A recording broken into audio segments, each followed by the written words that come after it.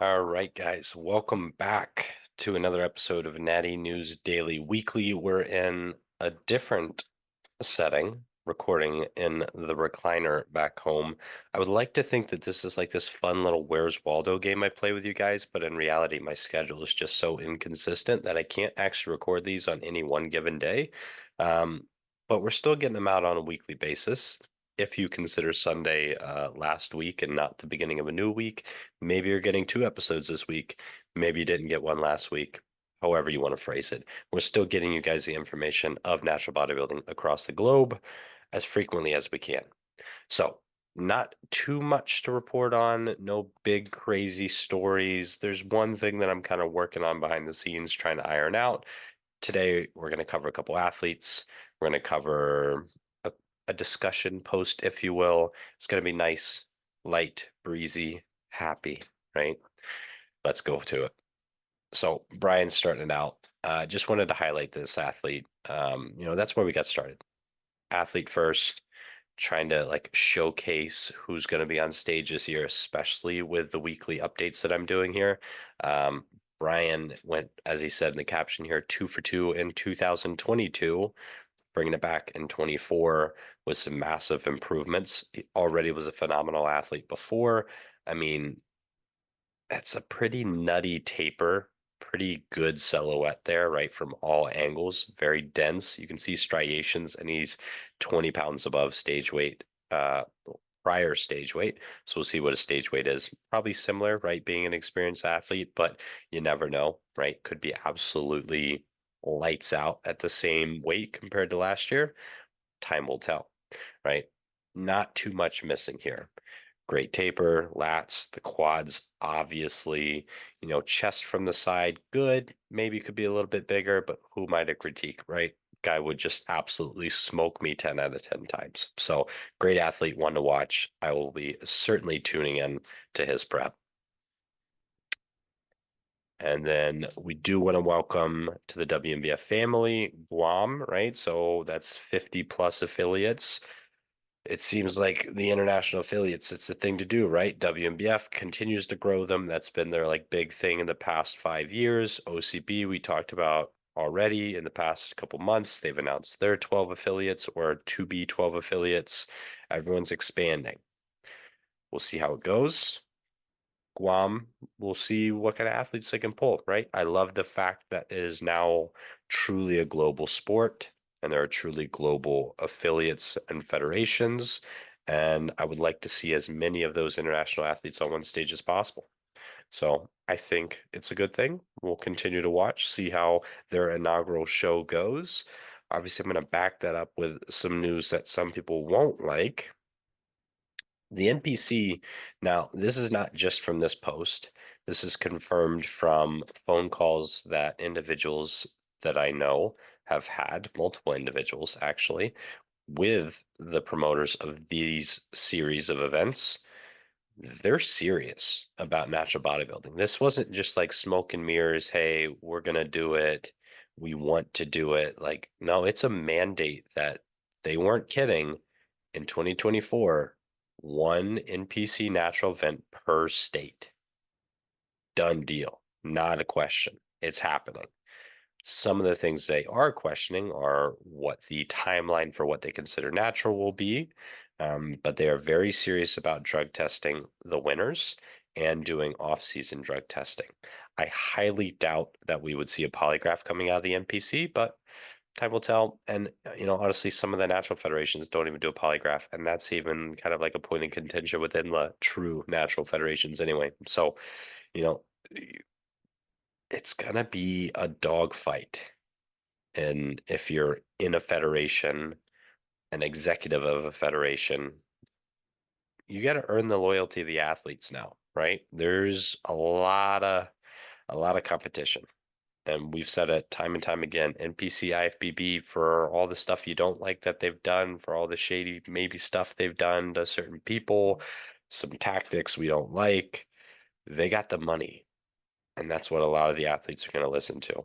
So we'll see how these shows go. We'll see how well they're run. We'll see if the NPC is going to put the money into the shows like they do with their untested affiliate branch. we'll see. We shall see. I know certain people within the national federations are already taking notice and planning on competing. So 2024 is going to be an interesting one, people.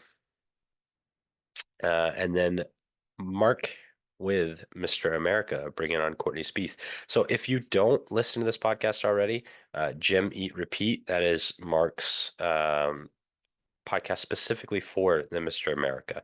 Brings on guests of all nature, but really just does highlight the champs, talks news updates of the show, gives some history of the show. A lot of good content coming out of there.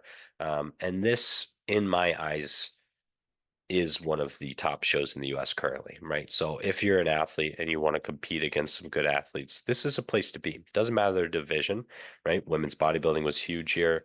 Um, Physique was great the last 2 years. Bodybuilding, of course, we know like that's the show. Courtney Spieth, Miss Figure America. That was a very, very, very competitive class as well, and has been for the last 2 years that we've been affiliated with it. And I will say, obviously, I'm biased. Natty News Daily is the live commentary team for Mr. and Mrs. America, and continue to be so, hopefully, so long as we get that invite back this year again, right? But yeah, I would tune into this episode. This was good. Talked about Courtney winning this past year, like I said, Miss Figure America, as well as her eventual IFBB Pro Card win in the same season. So, good one for you guys. And then finishing up, like I said, with our discussion piece. This was from Bryan Birkland. Question for the bikini and wellness competitors out there.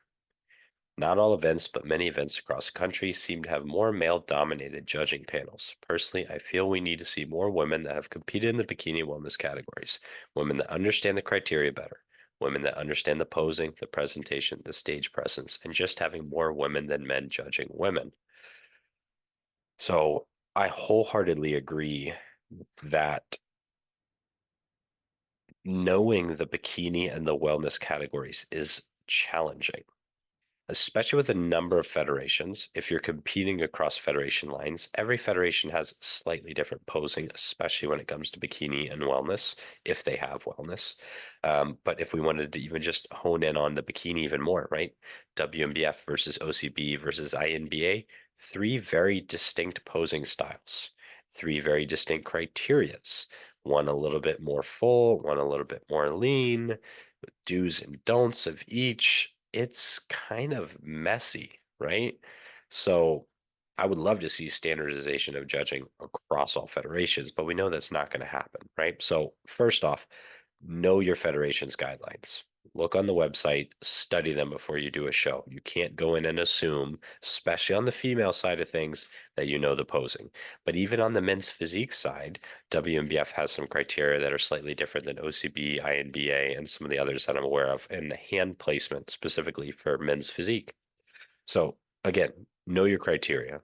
But coming back to the question, do we want to see more women involved? Absolutely. And that's coming from, we're very aware that our platform is very male dominated, and that's not intentional. Lots of people comment all the time when we put out these athlete profiles. We'd love to see more women. Where are the women competitors? If you look at the individuals that follow us, that share stories with us, that tag us in things, a vast majority is the male athlete. So we can only share what we're provided, right? We try and go out and share stories like Courtney Spieth and our other, female champions, Natalie, we did the interview with, right? We're doing what we can, but some of it has to come down to the women athletes to someone's got to step to the plate, become a role model for the next generation, influence more people too. And part of that is being involved with the federation as more than an athlete, right? Judging, promoting, expediting, becoming a face for an organization or at least a show. Now, on the judging side of things, it to me only makes sense where if you've competed in that class, you're going to have a more in-depth knowledge of that class. If you competed, especially at a high level for a longer period of time, or have coached many athletes through that class, right? So obviously, you can't say that like males can't judge females. That just doesn't make any sense. I would like to see more of an evenly divided panel.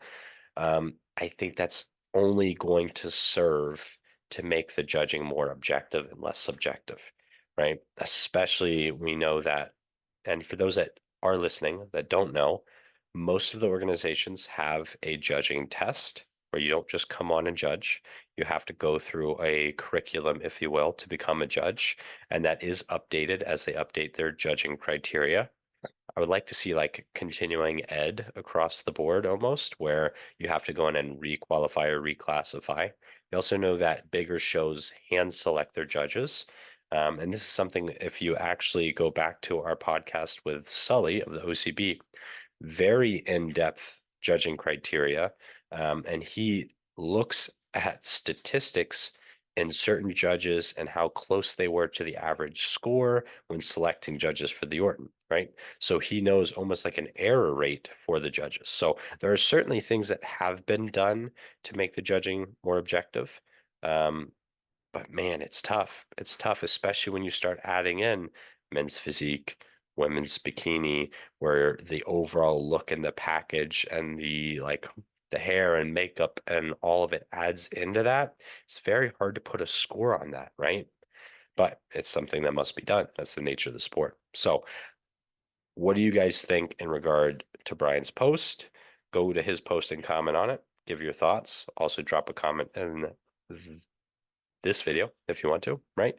As someone involved in the promotion events, I see a huge value in having more women on judging panels is his stance, right? And you can read through the whole thing. I kind of summarized it, but he ends with, ladies, how you feel being judged by panels comprised of mostly men, right? So I think it obviously comes down to the men. It comes down to the experience of the judges. It comes down to the federations to uphold the judges to a high standard. But are there ways that we can improve? Let's hear from it, right?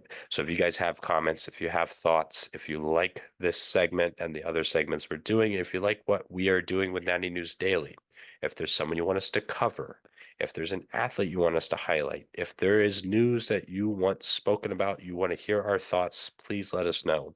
Tag myself, tag Leroy, tag Dan, tag the Natty News, follow, like, subscribe, all the fun stuff, and I'll see you guys in the next one.